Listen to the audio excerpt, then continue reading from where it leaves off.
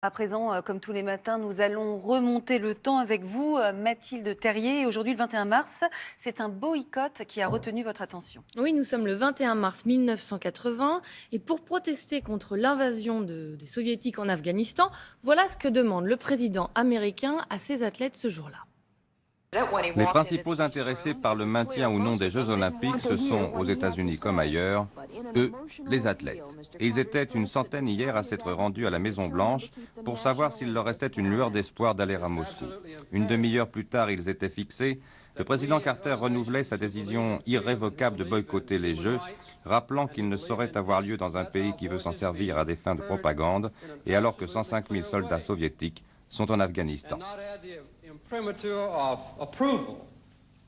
À 4 mois des Jeux, le président leur demande de renoncer à la compétition. Les États-Unis n'iront pas aux Jeux Olympiques. Le boycott, lui, deviendra un outil diplomatique de la guerre froide, puisque 4 ans plus tard, cette fois-ci, ce seront les Soviétiques qui sécheront les Jeux de Los Angeles. On va enchaîner avec le 21 mars 1948 et une révolution dans les transports en commun. Oui, alors le métro existait déjà, mais ce jour-là, une loi crée la RATP. Rouler mieux, c'est aussi l'idéal, à la réalisation duquel se sont attachés les techniciens du métro parisien. Chaque voiture sera maintenant éclairée par des tubes fluorescents et les perfectionnements apportés à l'ouverture des portes assureront aux usagers confort et silence. Silence dans le métro, je suis pas sûre. Ça n'a pas très bien fonctionné. Aujourd'hui, c'est un petit peu bruyant. La RATP, qui après l'année catastrophique de 2020, aurait renoué l'année dernière avec les bénéfices. Et on termine, Mathilde, par un 21 mars en 2006 et l'apparition d'un réseau social. Oui, alors si je vous dis un petit oiseau bleu qui gazouille. Oh, je vois pas du tout. Bon. 140 signes. Non, Twitter évidemment.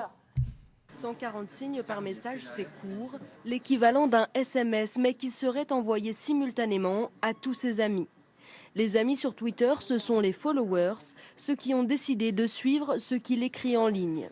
Voilà, à l'époque, on expliquait vraiment ce que c'était. C'était un sujet de 2011, mais c'est le 21 mars 2006 qu'est posté le tout premier tweet qu'on va voir. Vous allez voir, il est assez minimaliste. Ah oui. Je viens de configurer mon tweet. Vous le voyez ici. C'est l'un des 4 fondateurs qui l'a fondé. Eh bien, l'année dernière, ce petit message, vous savez à combien il a été estimé et vendu? Vous nous l'avez dit. Ah non, celui-là, c'est une nouvelle trouvaille. Tout près de 3 millions de dollars. Mais non. Sous forme de NFT, il a été vendu. Et depuis sa création, que s'est-il passé ? Eh bien, en 2006, quand Twitter est créé, c'était pas mal à l'époque parce qu'il n'y avait que Facebook. Aujourd'hui, c'est un peu plus compliqué. Le réseau social doit faire face à de nouveaux et nombreux concurrents. Si je vous dis l'application la plus téléchargée aujourd'hui, C'est marqué. TikTok, voilà. Oui, vous allez bien lire, effectivement, Julia. Twitter, lui, n'arrive qu'en 6e position derrière Facebook et Instagram. Vous utilisez laquelle, vous, en priorité? Insta. Twitter. Ah voilà, Et Insta. Twitter, il est un peu en arrière. L'année dernière, la personnalité la plus suivie sur Twitter, c'était Barack Obama, encore 130 millions d'abonnés. Et ces derniers jours, c'est un autre président, celui de l'Ukraine, qui est particulièrement relayé. Le 25 février, un jour après l'invasion russe, en une journée, son compte Twitter a enregistré plus d'1,5 million d'abonnés. Effectivement, c'est normal. Il fait aujourd'hui partie des 3000 personnalités les plus suivies sur Twitter. Merci beaucoup, Mathilde.